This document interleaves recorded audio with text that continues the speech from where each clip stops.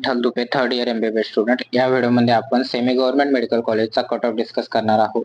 खूप महत्वाचा व्हिडिओ होणार आहे, त्यामुळे शेवटपर्यंत बघावे.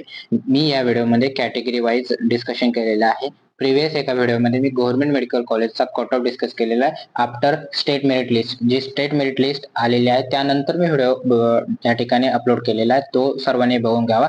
तो व्हिडिओ बघण्याचे रिझन म्हणजे त्यामध्ये मी सांगितलेलं आहे जे नव्याने रिझर्वेशन आलेलं आहे ACBC रिझर्वेशन, यामुळे EWS रिझर्वेशन वरती त्याचप्रमाणे ओपन कॅटेगरी स्टुडंटसाठी काय कसल्या प्रकारे इम्पॅक्ट होणार आहे ते मी त्या व्हिडिओमध्ये सविस्तर सांगितलेलं आहे.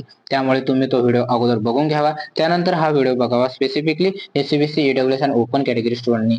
माय डिअर फ्रेंड्स, या स्पेसिफिक व्हिडिओमध्ये मी 2023चा कट ऑफ डिस्कस केलेला आहे की कुठल्या स्टेट मेरिट रँक वरती अँड कुठल्या कॅटेगरी रँक वरती आपल्याला सीट अलॉट झालेलं होतं. तर माय डिअर फ्रेंड्स, या वर्षी सुद्धा आपल्याला याच कॅटेगरी रँकच्या आसपास मेडिकल कॉलेज अलॉट होणार आहे. बिकॉज कुठल्याही प्रकारे मॅक्झिमम सीट्स किंवा ह्यूज नंबर ऑफ सीट्स या ठिकाणी या वर्षी ऍड झालेले नाहीये, त्यामुळे याच कॅटेगरी रँकच्या आसपास आपल्याला या वर्षी सुद्धा कॉलेज अलॉट होणार आहे. त्यामुळे कुणीही मार्क्स कंपॅरिझन करू नये की एवढ्या मार्क्स वरती मला कॉलेज भेटेल वगैरे वगैरे.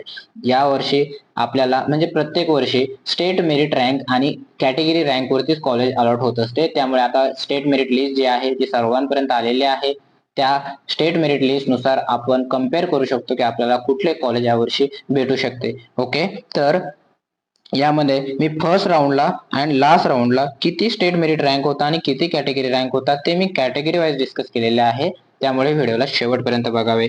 तर SC कॅटेगरीमध्ये जो कॅटेगरी रँक होता 786 एवढ्या कॅटेगरी रँक वरती फर्स्ट राऊंडला कॉलेज अलॉट झालेलं होतं.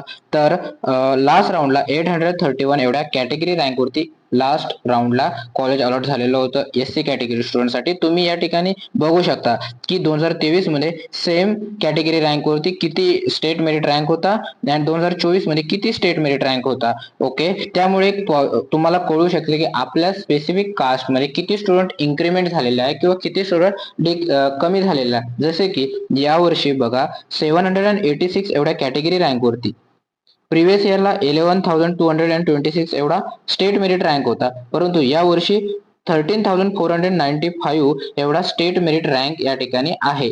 म्हणजेच काय की 2024 मध्ये प्रिव्हियस इयरच्या तुलनेमध्ये 2024 मध्ये नंबर ऑफ स्टुडंट्स इन्क्रीमेंट झालेले आहे. तर त्यामुळे तुम्ही एक पॉझिटिव्ह इम्पॅक्ट किंवा निगेटिव्ह इम्पॅक्ट तुमच्या कॅटेगरीनुसार तुम्ही बघू शकता. मी या ठिकाणी फक्त कॅटेगरी रँक डिस्कस करणार आहे.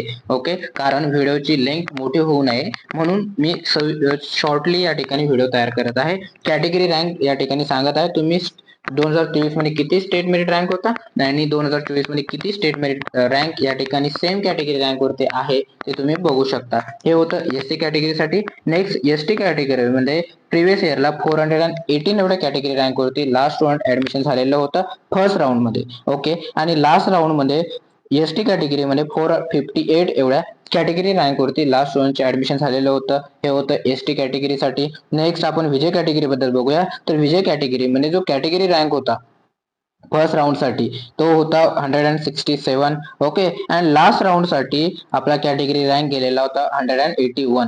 ओके, हे होतं विजय कॅटेगरीसाठी. नेक्स्ट NT1 कॅटेगरीसाठी बघत असताना आपण या ठिकाणी प्रिव्हियस इयरला जो कॅटेगरी रँक होता फर्स्ट राऊंड मध्ये तो 156 एवढा कॅटेगरी रँक होता आणि लास्ट राऊंड मध्ये तोच कॅटेगरी रँक 158 एवढा गेलेला होता NT1 कॅटेगरीमध्ये. ओके, तुम्ही या ठिकाणी स्टेट मेरिट रँक अँड 2023 साठी आणि 2024 साठी स्टेट मेरिट रँक जो आहे तुम्ही कम्पेअर करू शकता. ओके, फर्स्ट राऊंड साठी आणि लास्ट राऊंड साठी NT1 कॅटेगरी बद्दल बघितले. नेक्स्ट NT2 कॅटेगरी मध्ये बघत असताना आपल्याला फर्स्ट राऊंड मध्ये जो कॅटेगरी रँक आलेला होता 293 एवढा कॅटेगरी रँक आलेला होता आणि लास्ट राऊंड मध्ये प्रिव्हियस इयरला 296 एवढा कॅटेगरी रँक आपल्याला बघायला भेटलेला होता. NT2 कॅटेगरी बद्दल झाले. नेक्स्ट NT3 कॅटेगरी बद्दल बघत असताना या ठिकाणी जो फर्स्ट राऊंडला कॅटेगरी रँक होता NT3 कॅटेगरीमध्ये 246 एवढा होता आणि लास्ट राऊंड साठी 245 एवढा कॅटेगरी रँक होता.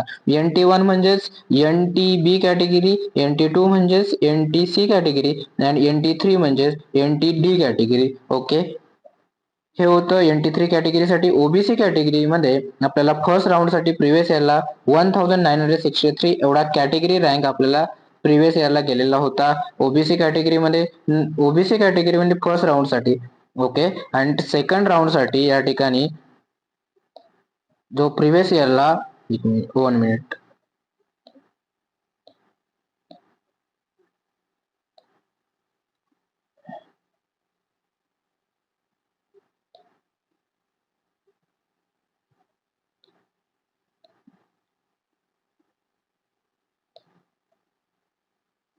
हे ओबीसी कॅटेगरीसाठी प्रिव्हियस इयरला लास्ट राऊंड मध्ये जो कॅटेगरी रँक गेलेला होता 2057 एवढा कॅटेगरी रँक ओबीसी मध्ये गेलेला होता. नेक्स्ट एसीबीसी कॅटेगरी मध्ये या वर्षी आपल्याला 900 प्लस अँड 1000 मायनस या कॅटेगरी रँकच्या आसपास आपल्याला कॉलेज अलॉट होणार आहे एसीबीसी स्टुडंट मध्ये.